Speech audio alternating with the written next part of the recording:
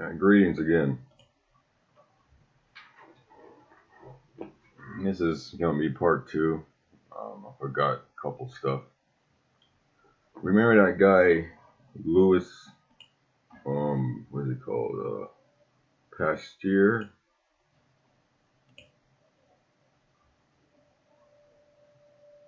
What is it?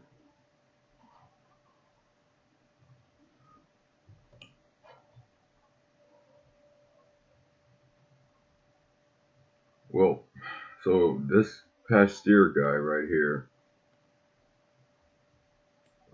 Now, side note: there's a deathbed confession that his nephew reported that Pasteur said that this guy right here was actually correct. I don't know. That could be false, but it's interesting how this word right here. I guess that's where pasteurization comes from.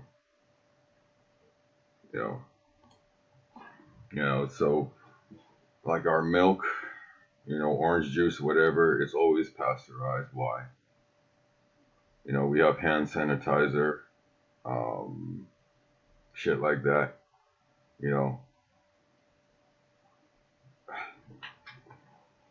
there's billions and billions of bacteria that little bitty organisms that live in us, and they really, really help us out, especially in our gut. All right. I mean, there is a correlation between intelligence and your gut bacteria. Okay, if you have good gut bacteria, that is, if it has not been depleted, intelligence. And that brings me into what's that? It brings me to your diet. Okay, so your diet has, I mean, it is obviously for everybody. Your diet has a direct relation to how healthy your thoughts are and how healthy your emotions are. Okay? For the longest time, there has been a program to pretty much feed us crap. You know? That's why you have a big swell in, obesity, diabetes, high blood pressure, and all that. They tell us to stay away from fat.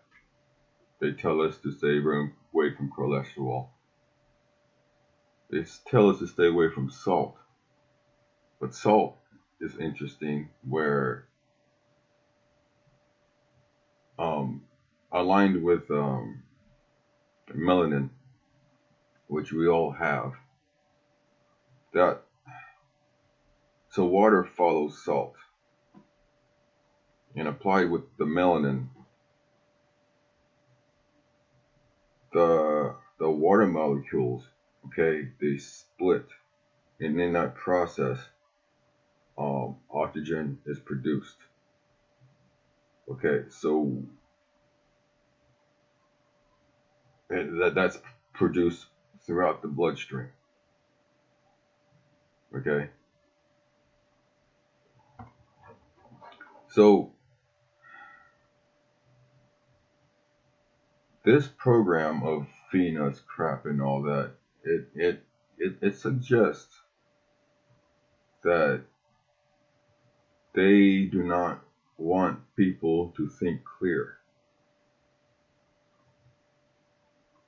As I've always believed, nature is our greatest teacher. When we take care of nature, nature takes care of us, i.e., taking care of its soil. taking care of its animals. I mean, the whole reason, one of the main reasons is, I mean, I used to be a vegan.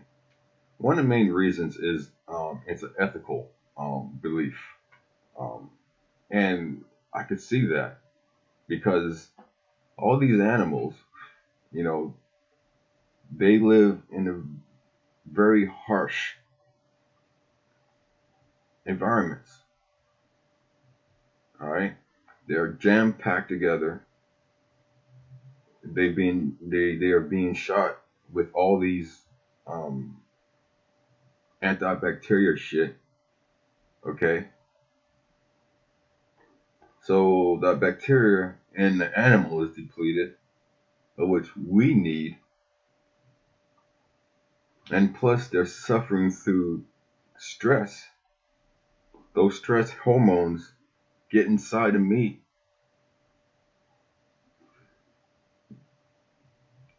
I mean, it's as I said before, it's all about frequency. All right. Now, you let animals, go through the wild and all that, you know, like the Native Americans back in the day and all that, you know.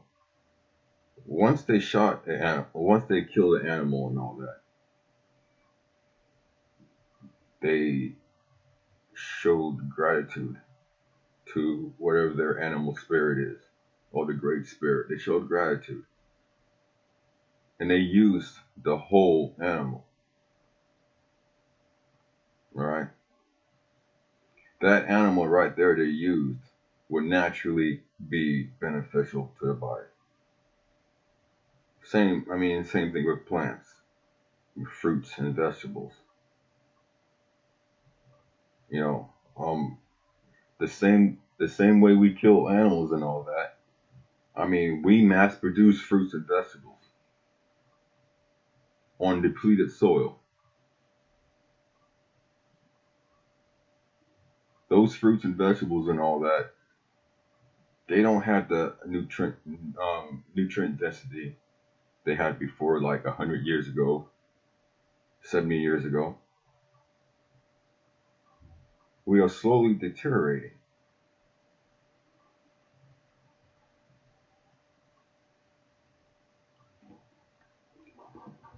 So, yeah, as I said, as I said like before, there's a direct correlation to your intelligence, how your brain operates, how your organs and all that operate by what you put in your body. All right. Yeah, take care.